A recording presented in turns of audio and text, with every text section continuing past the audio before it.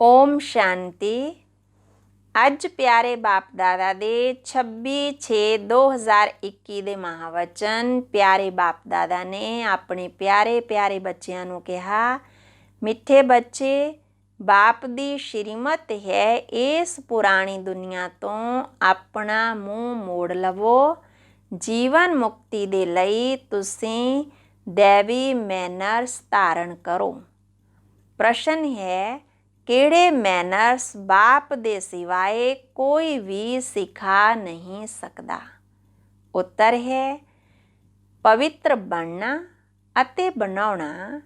ਇਹ ਹੈ ਸਭ ਤੋਂ ਵੱਡੇ ਦੇਵੀ ਮੈਨਰਸ। ਤੁਸੀਂ ਘਰ ਗ੍ਰਸਤ ਵਿੱਚ ਰਹਿੰਦੇ ਪਵਿੱਤਰ ਰਹੋ। ਇਹ ਸਿੱਖਿਆ ਇੱਕ ਬਾਪ ਹੀ ਦਿੰਦੇ ਹਨ, ਦੂਸਰਾ ਕੋਈ ਦੇ ਨਹੀਂ ਸਕਦਾ। ਤੁਹਾਡਾ ਬੱਚਿਆਂ ਦਾ ਬੇਹੱਦ ਦਾ ਸੰਨਿਆਸ ਹੈ। ਤੁਸੀਂ ਇਸ ਪੁਰਾਣੀ ਦੁਨੀਆ ਨੂੰ ਵੀ ਬੁੱਧੀ ਤੋਂ ਭੁੱਲ ਜਾਂਦੇ ਹੋ।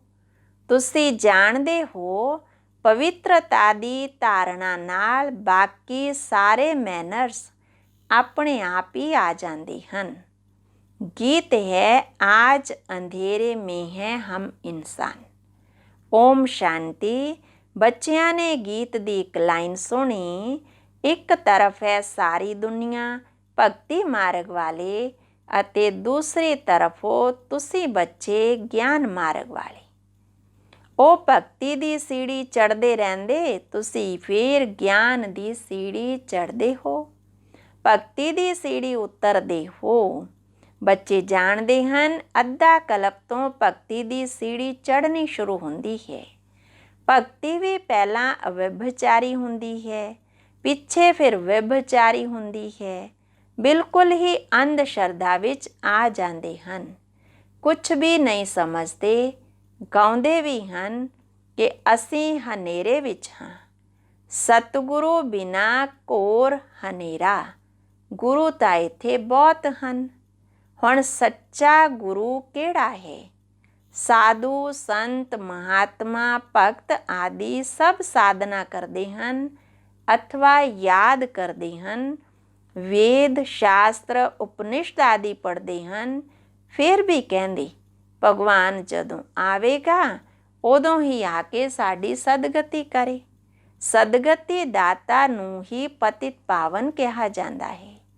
ਹੁਣ ਤੁਸੀਂ ਬੱਚੇ ਘੋਰ ਹਨੇਰੇ ਵਿੱਚ ਨਹੀਂ ਹੋ। ਤੁਸੀਂ ਗਿਆਨ ਦੀ ਰੋਸ਼ਨੀ ਵਿੱਚ ਆਏ ਹੋ। ਪਤਿਤ ਪਾਵਨ ਬਾਪ ਨੂੰ ਜਾਣਦੇ ਹੋ ਅਤੇ ਉਸ ਨੂੰ ਯਾਦ ਕਰਦੇ ਹੋ। ਜਿੰਨਾ ਜੋ ਬੱਚਾ ਯਾਦ ਕਰਦਾ ਹੈ, ਗਿਆਨ ਦੀ ਧਾਰਨਾ ਕਰਦਾ ਹੈ, ਓਨਾ ਹੀ ਅਗਿਆਨ ਅੰਧਿਆਰਾ ਵਿਨਾਸ਼ ਹੋ ਜਾਂਦਾ ਹੈ। ਹੁਣ ਰੋਸ਼ਨੀ ਵਿੱਚ ਲੈ ਜਾਣ ਵਾਲਾ ਇੱਕ ਹੀ ਬਾਪ ਹੈ।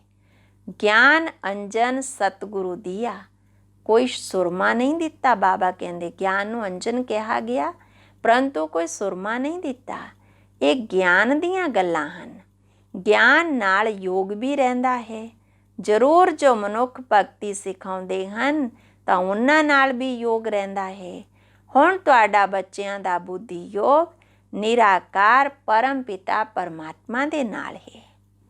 ਤੁਹਾਨੂੰ ਬਾਪ ਤੋਂ ਮੁਕਤੀ, ਜੀਵਨ ਮੁਕਤੀ ਦੇ ਨਾਲ ਯੋਗ ਲਗਾਉਣਾ ਪੈਂਦਾ ਹੈ। ਜੀਵਨ ਮੁਕਤੀ ਦੇ ਲਈ ਦੇਵੀ ਮੈਨਰਸ ਵੀ ਬੜੇ ਅੱਛੇ ਚਾਹੀਦੇ ਹਨ। ਇਸ ਸਮੇਂ ਤਾਂ ਸਭ ਦੇ ਮੈਨਰਸ ਆਸੁਰੀ ਹਨ। ਪਰਮ ਪਿਤਾ ਪਰਮਾਤਮਾ ਦੇ ਗੁਣ ਗਾਏ ਜਾਂਦੇ ਹਨ ਨਾ। ਮਨੁੱਖ ਸ੍ਰਿਸ਼ਟੀ ਦਾ ਬੀਜ ਰੂਪ ਸਤ ਹੈ, ਚੇਤਨ ਹੈ, ਆਨੰਦ ਦਾ ਸਾਗਰ, ਗਿਆਨ ਦਾ ਸਾਗਰ ਹੈ, ਪਵਿੱਤਰਤਾ ਦਾ ਸਾਗਰ ਹੈ ਸਦਾ ਦੇ ਲਈ। ਉਸ ਦਾ ਇਹ ਅਵਿਨਾਸ਼ੀ ਪਦ ਹੈ। ਹੋਰ ਕੋਈ ਮਨੁੱਖ ਦਾ ਇਹ ਅਵਿਨਾਸ਼ੀ ਪਦ ਹੋ ਨਹੀਂ ਸਕਦਾ।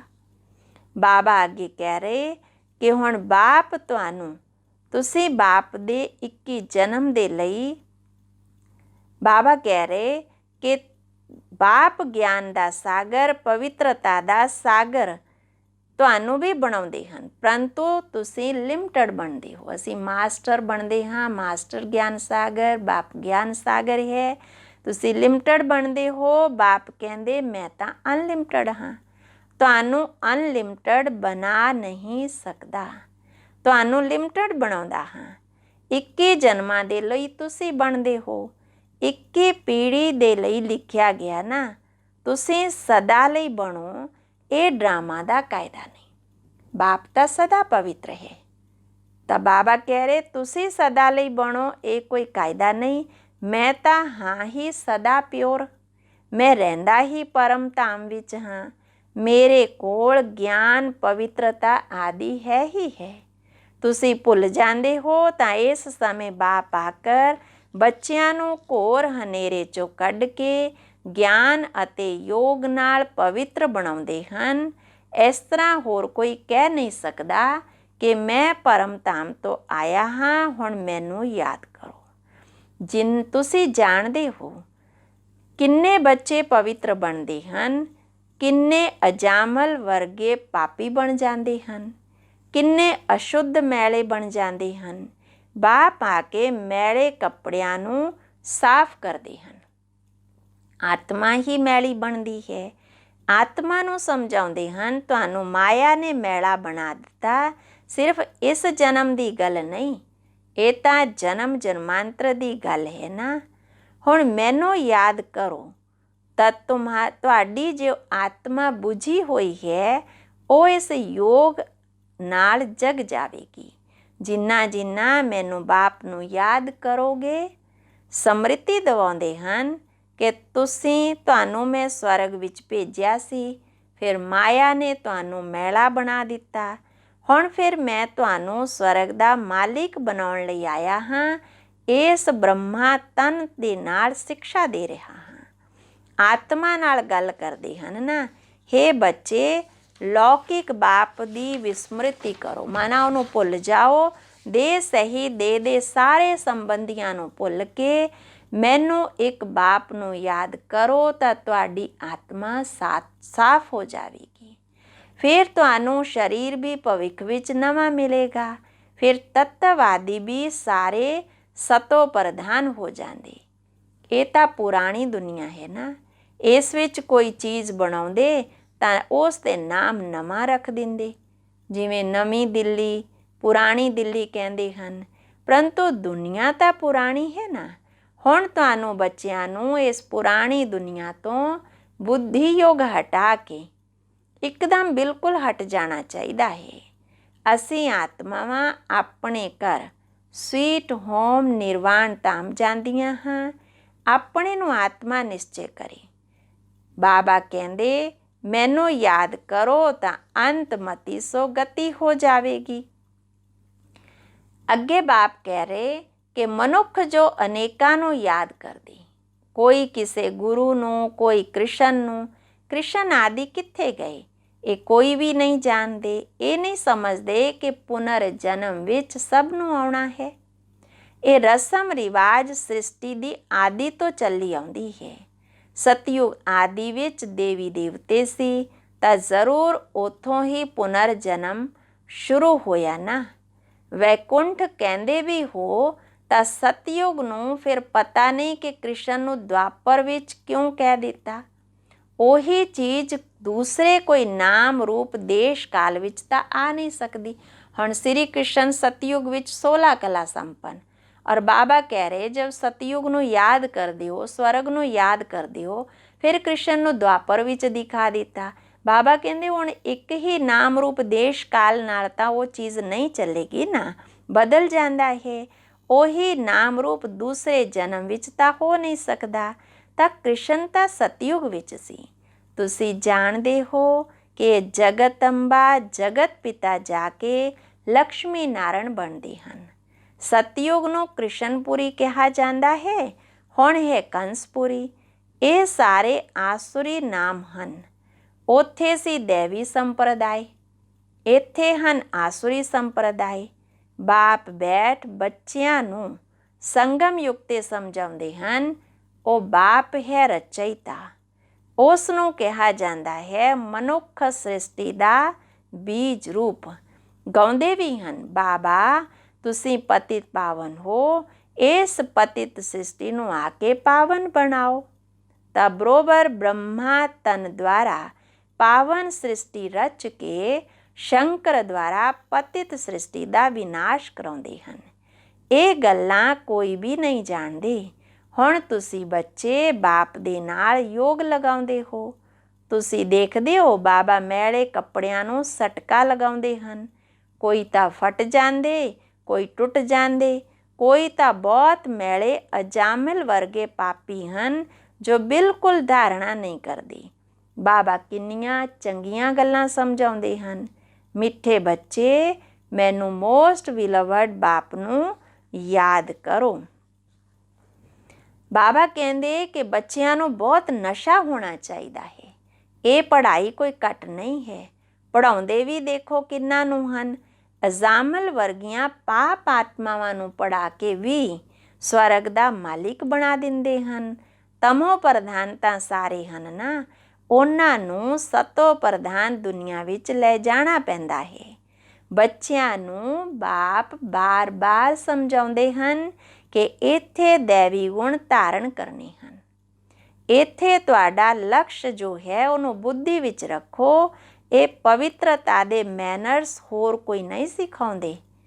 ਬਾਬਾ ਕਹਿੰਦੇ ਕਿ ਤੁਸੀਂ ਕੋਈ ਘਰ-ਬਾਰ ਨਹੀਂ ਛੱਡਣਾ ਹੈ। ਤੁਸੀਂ ਤਾਂ ਇਸ ਪੁਰਾਣੀ ਦੁਨੀਆ ਨੂੰ ਹੀ ਛੱਡਣਾ ਹੈ। ਉਹ ਤਾਂ ਹੱਦ ਦਾ ਸੰਨਿਆਸ ਹੈ, ਇਹ ਤਾਂ ਫਿਰ ਬੇਹੱਦ ਦਾ ਸੰਨਿਆਸ ਹੈ।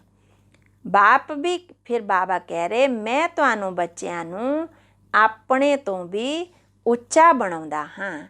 ਪਤਿਤ ਤੋਂ ਪਾਵਨ ਬਣਾਉਣਾ, ਇਹ ਤਾਂ ਈਸ਼ਵਰੀਏ ਜਾਦੂਗਰੀ ਹੈ ਨਾ। ਬਾਪ ਕਹਿੰਦੇ ਨਰਕ ਵਾਸੀਆਂ ਨੂੰ ਸਵਰਗਵਾਸੀ ਬਣਾਓ। ਕਿੰਨਾ ਫਸਟ ਕਲਾਸ ਜਾਦੂ ਹੈ। ਇਸ ਵਿੱਚ ਪ੍ਰਾਪਤੀ ਬਹੁਤ ਹੈ। ਬਾਪ ਕਹਿੰਦੇ ਹਨ ਰਾਜਾਂ ਦਾ ਰਾਜਾ ਬਣੋ, ਫੋਲੋ ਕਰੋ। ਬਾਪ ਬੈਠੇ ਹਨ ਨਾ, ਤੁਹਾਨੂੰ ਬੱਚਿਆਂ ਦੇ ਕੋਲ ਬਾਬਾ ਦੀ ਯਾਦ ਹੈ। ਹੁਣ ਤੁਹਾਨੂੰ ਬੱਚਿਆਂ ਕੋਲ ਬਾਬਾ ਦੀ ਯਾਦ ਹੈ। ਬਾਬਾ ਨੂੰ ਯਾਦ ਕਰਨ ਵਿੱਚ ਹੀ ਜ਼ਿਆਦਾ ਮਿਹਨਤ ਹੈ। ਯੋਗ ਤਾਂ ਤੁਹਾਡਾ, ਬਾਬਾ ਕਹਿੰਦੇ ਮੁਰਲੀ ਤਾਂ ਇੱਥੇ ਸਿਰਫ ਬੈਠ ਸੁਣਾਉਂਦੇ ਹਨ। ਯੋਗ ਤਾਂ ਤੁਹਾਡਾ ਸदैव ਰਹਿੰਦਾ ਹੈ। ਮੁਰਲੀ ਸੁਣਾ ਕੇ ਫਿਰ ਚਲਦੇ ਫਿਰਦੇ ਵੀ ਯਾਦ ਵਿੱਚ ਰਹਿਣਾ ਹੈ। ਮਾਨਾ ਮੁਰਲੀ ਸੁਣੀਏ ਜਾਂ ਸੁਣਾਈਏ, ਲੇਕਿਨ ਬਾਬਾ ਬੱਚਿਆਂ ਨੂੰ ਮਤ ਦਿੰਦੇ ਬੱਚੇ ਚਲਦੇ ਫਿਰਦੇ ਵੀ ਯਾਦ ਵਿੱਚ ਰਹਿਣਾ ਹੈ। ਅਸੀਂ ਯਾਤਰਾ 'ਤੇ ਜਾ ਰਹੇ ਹਾਂ, ਜਿੰਨਾ ਹੋ ਸਕੇ ਯਾਦ ਵਿੱਚ ਰਹਿਣਾ ਹੈ। 8 ਘੰਟਾ ਸਰਵਿਸ ਕਰੋ, ਉਹ ਵੀ ਛੁੱਟੀ ਹੈ। ਬਾਕੀ ਟਾਈਮ ਦੇਣਾ ਹੈ। ਮੂਲ ਗੱਲ ਪਵਿੱਤਰਤਾ ਦੀ ਹੈ। ਬਾਪ ਕਹਿੰਦੇ ਬੱਚੇ ਸ਼੍ਰੀਮਤ 'ਤੇ ਚੱਲੋ। ਅੱਛਾ, ਮਿੱਠੇ ਮਿੱਠੇ ਸਿੱਕੀ ਲੱਧੇ ਬੱਚਿਆਂ ਪ੍ਰਤੀ ਮਾਤ ਪਿਤਾ ਬਾਪ ਦਾਦਾ ਦਾ ਯਾਦ ਪਿਆਰ ਅਤੇ ਗੁੱਡ ਮਾਰਨਿੰਗ। ਰੂਹਾਨੀ ਬਾਪ ਦੀ ਰੂਹਾਨੀ ਬੱਚਿਆਂ ਨੂੰ ਨਮਸਤੇ। ਧਾਰਨਾ ਲਈ ਮੁੱਖ ਸਾਰ ਹੈ। ਪਹਿਲਾ ਪੁਆਇੰਟ, ਲਕਸ਼ ਨੂੰ ਸਦਾ ਸਾਹਮਣੇ ਰੱਖ ਦੇਵੀ ਗੁਣ ਧਾਰਨ ਕਰਨੇ ਹਨ। ਸਤੋ ਪ੍ਰਧਾਨ ਦੁਨੀਆ ਵਿੱਚ ਚੱਲਣ ਦੇ ਲਈ ਪਵਿੱਤਰਤਾ ਦੇ ਮੈਨਰਸ ਅਪਣਾਉਣੇ ਹਨ। ਬੁੱਧੀ ਤੋਂ ਬੇਹੱਦ ਦਾ ਸੰਨਿਆਸ ਕਰਨਾ ਹੈ। ਦੂਸਰਾ, ਮੋਸਟ ਬਿਲਵਡ ਬਾਪ ਨੂੰ ਅਤੇ ਆਪਣੇ ਸੁਖ ਧਾਮ ਨੂੰ ਯਾਦ ਕਰਨਾ ਹੈ। ਇਸ ਦੁੱਖ ਧਾਮ ਤੋਂ ਬੁੱਧੀ ਦਾ ਯੋਗ ਕੱਢ ਦੇਣਾ ਹੈ। ਵਰਦਾਨ, ਇੱਕ ਬਾਪ ਨਾਲ ਯੋਗ ਰੱਖ। ਸਾਰਿਆਂ ਦਾ ਸਹਿਯੋਗ ਪ੍ਰਾਪਤ ਕਰਨ ਵਾਲੇ ਸੱਚੇ ਯੋਗੀ ਵਾ ਸਹਿਯੋਗੀ ਭਵ। ਜੋ ਜਿੰਨਾ ਯੋਗੀ ਹਨ ਉਹਨਾਂ ਉਸ ਨੂੰ ਸਾਰਿਆਂ ਦਾ ਸਹਿਯੋਗ ਜ਼ਰੂਰ ਪ੍ਰਾਪਤ ਹੁੰਦਾ ਹੈ। ਯੋਗੀ ਦਾ ਸੰਬੰਧ ਅਥਵਾ ਸਨੇਹ ਬੀਜ ਨਾਲ ਹੋਣ ਦੇ ਕਾਰਨ, ਬੀਜ ਮਾਨਾ ਸ਼ਿਵ ਬਾਬਾ ਦੇ ਨਾਲ ਹੋਣ ਦੇ ਕਾਰਨ ਸਨੇਹ ਦਾ ਰਿਟਰਨ ਸਭ ਦਾ ਸਹਿਯੋਗ ਪ੍ਰਾਪਤ ਹੋ ਜਾਂਦਾ ਹੈ। ਤਾਂ ਬੀਜ ਨਾਲ ਯੋਗ ਲਗਾਉਣ ਵਾਲਾ, ਬੀਜ ਨੂੰ ਸਨੇਹ ਦਾ ਪਾਣੀ ਦੇਣ ਵਾਲਾ ਸਰਵ ਆਤਮਾਵਾਂ ਦੁਆਰਾ ਸਹਿਯੋਗ ਰੂਪੀ ਫਲ ਪ੍ਰਾਪਤ ਕਰਾ ਲੈਂਦਾ ਹੈ। ਕਿਉਂਕਿ ਬੀਜ ਦੇ ਨਾਲ ਯੋਗ ਹੋਣ ਦੇ ਕਰਕੇ ਪੂਰੇ ਦਰਖਤ ਦੇ ਨਾਲ, ਵ੍ਰਿਕਸ਼ ਦੇ ਨਾਲ ਸੰਬੰਧ ਹੋ ਜਾਂਦਾ ਹੈ। ਸਲੋਗਨ ਹੈ, ਪੁਰਾਣੇ ਸੰਸਕਾਰਾਂ ਨੂੰ ਮੇਰਾ ਕਹਿਣਾ, ਅਰਥਾਤ ਪੁਰਸ਼ਾਰਥ ਨੂੰ ਢਿੱਲਾ ਕਰਨਾ। ਅੱਛਾ, ਓਮ ਸ਼ਾਂਤੀ।